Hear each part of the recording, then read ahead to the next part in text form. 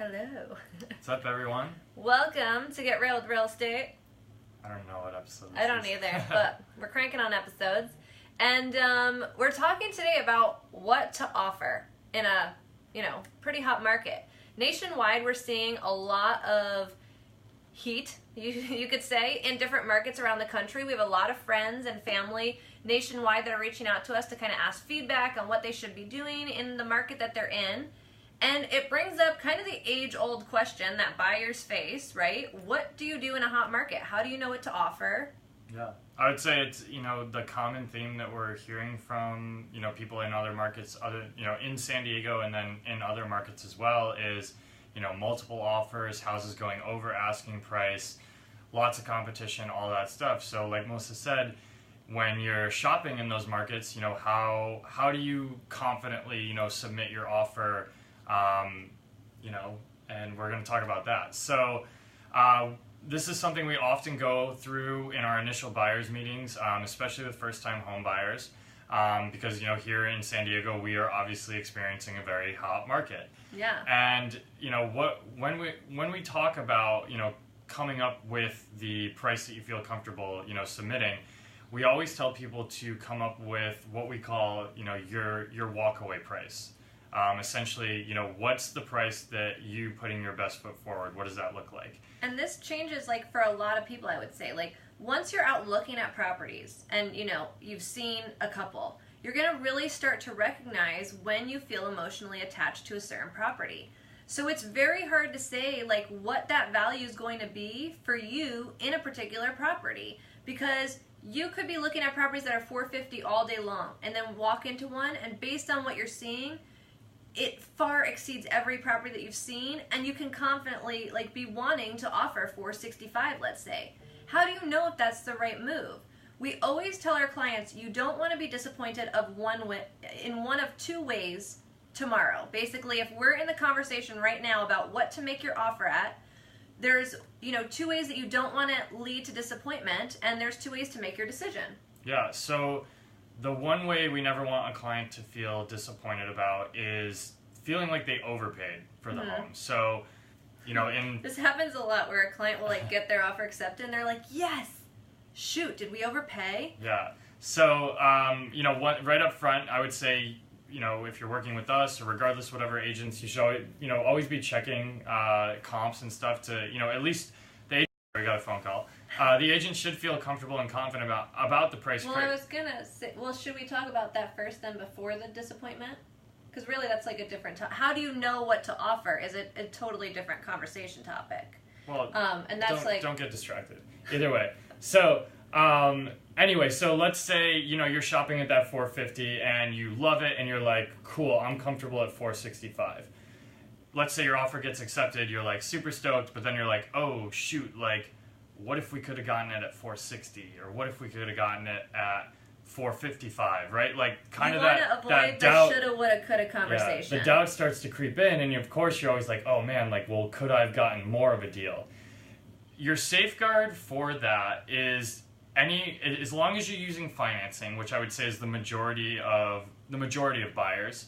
If it's cash, this doesn't necessarily apply. But if you're using financing, your property or purchase is always going to be subject to an appraisal, which means the third party is going to come in independent of us, independent of the seller, independent of everyone essentially, and they're going to evaluate what they think the property's worth. Now, if they don't find the value in that property, it's going to flag your appraisal contingency. So if that property doesn't appraise for the value that you offer, that kicks in, and it basically opens up a whole nother round of negotiations. Yeah. Ultimately, you could decide, I don't even want it anymore. Typically we usually try to get the seller to come down to what it appraised to, but you can't force the seller to do that. Sometimes they'll work with you, sometimes they don't. But ultimately, that's your safeguard, that you can't essentially overpay for a home unless you knowingly and consciously make that decision. Yeah. So that's your safeguard there. The flip side. So the flip side is underpaying for the property. So it's very often, especially with first-time home buyers, where in traditionally slower markets, our parents' time, for example, a lot of our parents lived in a market where a property would be listed, let's say $400, and they'd come in at $380. to then have the seller bounce back at 390, and then they would land somewhere in the middle. Here in San Diego, we are not seeing a lot of back and forth counters. We're seeing, if any, multiple counters, usually out to multiple offers. So what we always advise our clients in doing is truly coming up with their highest and best number for them. It can be, you know, $5,000 under asking price if that's their highest and best, or it can be $20,000 over asking price if that's their highest and best. But truly putting their best foot forward confidently when submitting their initial offer sets them up for success. Because you ultimately don't want to be disappointed the next morning and be in a self-beat-up conversation around, crap, should I have offered more? And the example here is, let's say the property is offered at $450. You knowingly are willing to pay $470, let's say. You're like, it blows every other property out of the water that I've seen on this price range. I am willing to offer $470, but I'm a little scared, so I'm going to come in at like $460 and see if they counter me back. Would you be disappointed the next morning finding out that you lost it to somebody who made an offer at $470, what you had been willing to pay? Because ultimately, had you put your best foot forward, made your offer at $470, maybe you would have gotten yours accepted, maybe you would have at least gotten a counter or even considered. So in a market where you're experiencing multiple offers, it's very important to be, cognizant of what your highest and best is. You won't overpay for the property if you're subject to an appraisal. And if you're buying in cash, you still won't overpay for a property if your agent's running good comps. And that brings me to the topic of how do you choose the right offer to make? I'm not sure where you were going with that. Okay, so like a lot of times we'll have clients, they'll come to us and they'll ask, what do we offer? That's not something that we're going to answer for a client because we're never going to tell you exactly what to offer. When you're initially, making a decision and deciding and contemplating, you can quite literally base, certain parts of your decision on fact in comps. Kind of what you were talking about earlier. But yeah. It's a pretty important topic, so I just want to make sure we're addressing it. Yeah, so really essentially what an appraiser does is the same thing that we do as agents. We look, for instance, if it's a property priced at $450, maybe it's a 3-bedroom, 2-bath house in, let's say, La Mesa, right?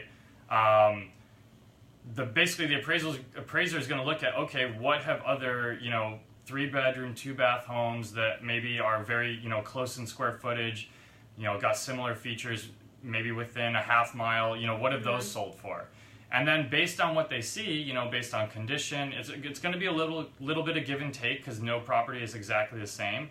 So you kind of factor in, maybe this one's on a busier road, or maybe this one's a little more updated, or maybe this one's got a really nice backyard. You kind of weigh those a little bit, and that will really help you to determine, how much that property is worth that you're interested in.